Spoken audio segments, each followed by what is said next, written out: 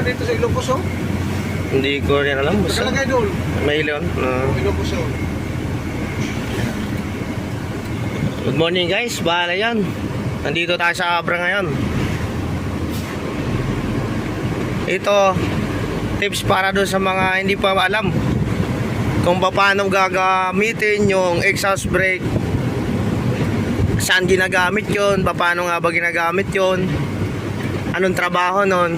Ngayon ipapaliwanag natin kung paano nangyayari yung exhaust brake na ang laking tulong sa driver. Diba?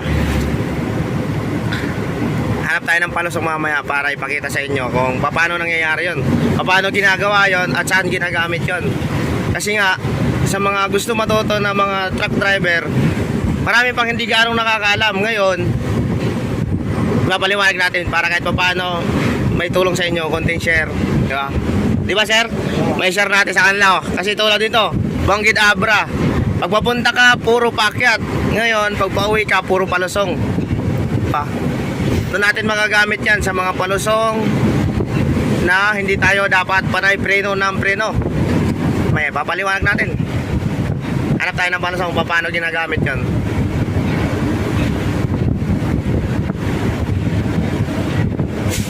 Pero hindi lang naman sa palusong nagagamit yun, pwede rin sa riktahan para hindi ka magpipreno, pero not advisable sa palusong talaga. Riktahan, kahit na paano, pitik-pitik, pwede siya. Pag mga patag, pwede siya. Pero preno pa rin kasi nakarikta ka nga eh. Hindi naman siya ganun kalakas pag nakarikta naman. Hindi siya ganun kalakas sa pipigil sa makina mo.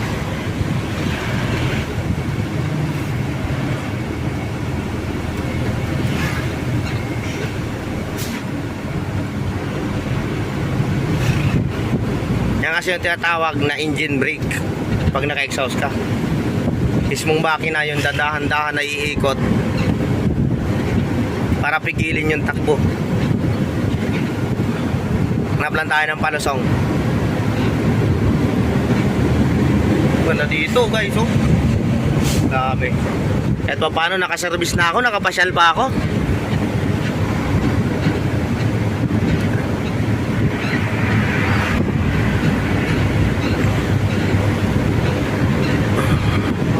Sila, oh. Parang kotse na ba sir? Oo, parang kotse na. Smooth na smooth talaga yung takbo, no? Sir, tulad nung isang galak na matigas.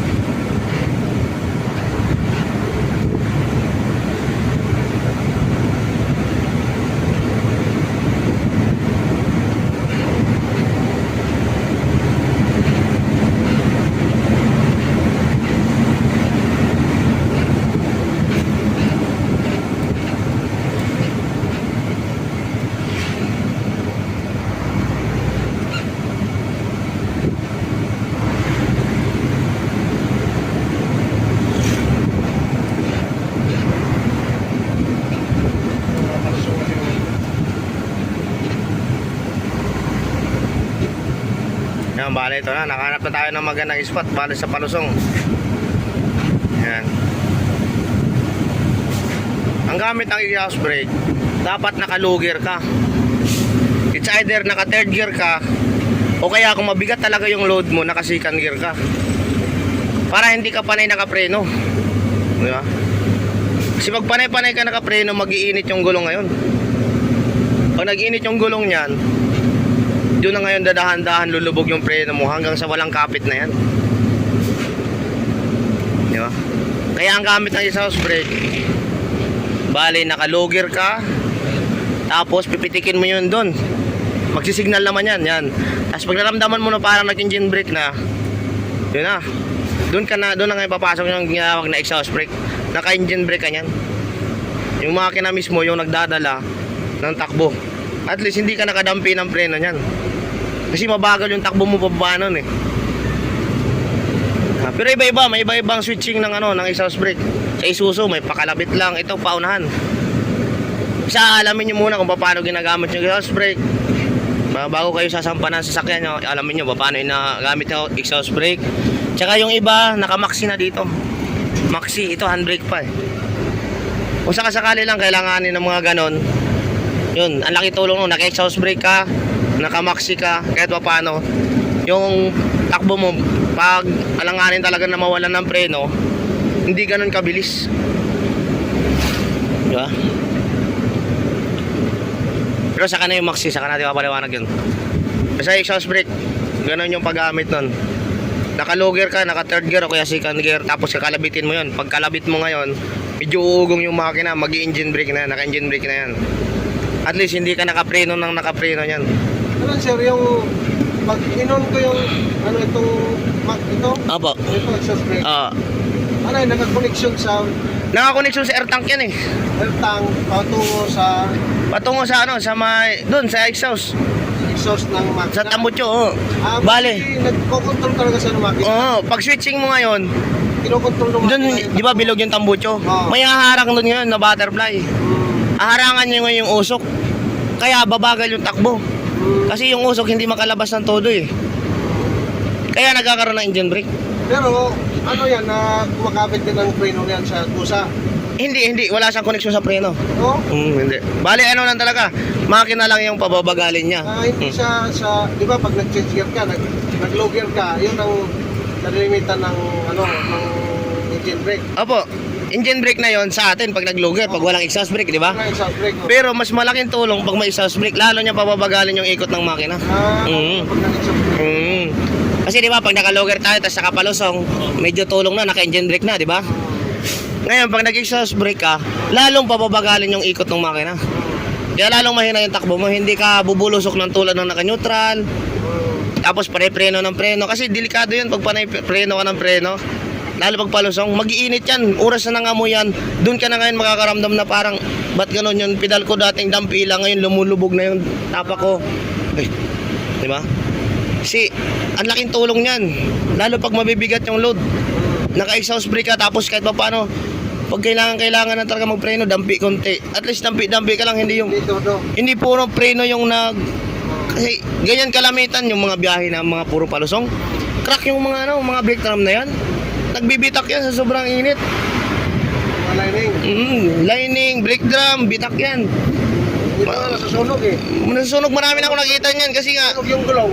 doon nagkakaproblema nga kasi yun sa mga driver Nakadikit sa brake drum. na hindi pa gaano alam.